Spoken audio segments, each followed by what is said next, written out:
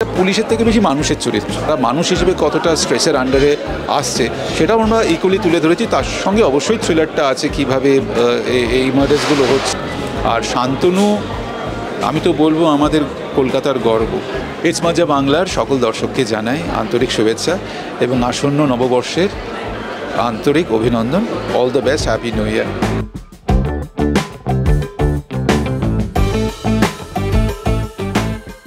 তোমার চরিত্রটা নিয়ে কিছু বলো। আমার চরিত্রের নাম হচ্ছে কনিষ্ক চ্যাটার্জি।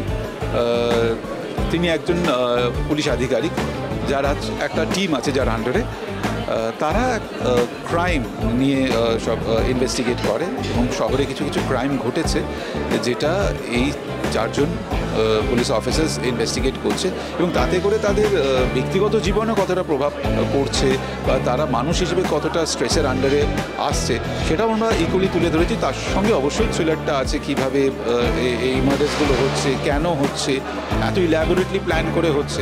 তো সব মিলিয়ে আমরা চেষ্টা করেছি একটা জমজমাট ছবি তৈরি করার। আচ্ছা, তুমি তো আগে গোয়েন্দা চরিত্র বা পুলিশের চরিত্র আগে অনেক করেছো, এই চরিত্রটা কতটা আলাদা? এটা পুলিশের থেকে বেশি মানুষের চরিত্র, মানে পুলিশে কাজ করে কিন্তু চরিত্রটা এমন করে দিয়েছে যে এটা যে কোনো পেশার সঙ্গে যুক্ত একজন মানুষ হতে পারে। তার যখন পেশায় চ্যালেঞ্জ আসে, সেই পেশার চাপের জন্য তাদের ব্যক্তি জীবনও প্রভাবিত হয় বা অনেক সময় সে অনেক সমস্যার সৃষ্টি হয়, সেটাই তুলে ধরা হয়েছে। বাট অফকোর্স ক্রাইমটা একটা দিক, ক্রাইম ইনভেস্টিগেশনটা আরেকটা দিক এবং এই পুলিশ, চারজন পুলিশ এবং তার সঙ্গে যুক্ত তাদের পরিবারের গল্পটাও একসঙ্গেই বলা হয়েছে।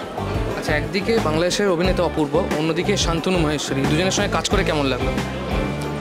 প্রথমে বলি অপূর্বর কথা। অপূর্ব খুব ভালো ছেলে, ভালো শিল্পী তো বটেই, তার এত বিশাল বড় ফ্যান ফলোয়িং সেটা তো আমি ছেড়েই যাচ্ছি, এটা বলাই বাহুল্য। কিন্তু মানুষ হিসেবে এত ভালো মানুষ, এত ভদ্র সভ্য এবং তার সঙ্গে কাজ করে কখনোই বুঝতে দেয়নি যে ও এত বড় একজন স্টার। খুব মিষ্টি, খুব ভালো ব্যবহার এবং অভিনেতা। আমি আশা করব ভবিষ্যতে ও আরও এখানে কাজ করুক, অপূর্ব আরও এইখানে এই পারে, ওখানে তো কাজ করছে, এখানে যেন আরও কাজ করে। ওর মতো শিল্পীর সঙ্গে কাজ করতে পেরে আমার সত্যি খুব ভালো লেগেছে। আর শান্তনু, আমি তো বলবো আমাদের কলকাতার গর্ব। ও এখান থেকে মুম্বাইতে গিয়ে আজকে যে জায়গা হাসিল করেছে, ওকে দেখলে বোঝা যায় না ভীষণ, মানে সবসময় ডাউন টু আর্থ থাকে, ভীষণ ভালো মানুষ, ভালো ছেলে। কিন্তু ও সত্যি আজকে অনেক কিছু অ্যাচিভ করেছে।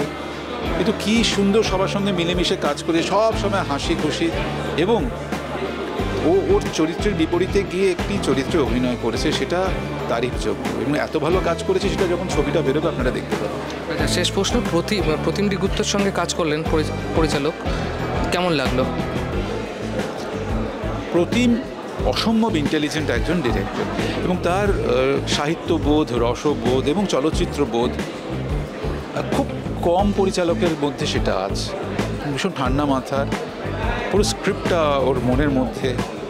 সুতরাং আমরা কখনোই আমাদের সেই রাস্তাটা থেকে আমাদের বেরোতে দেয়নি, যে রাস্তাটা ধরে আমাদের চলার জন্য অনুপ্রাণিত করেছে বা আমাদের চলার জন্য আমাদেরকে বোর্ডে এনেছে। যে কারণে কি হয়, খুব একজন ডিরেক্টর তো খুব ভালো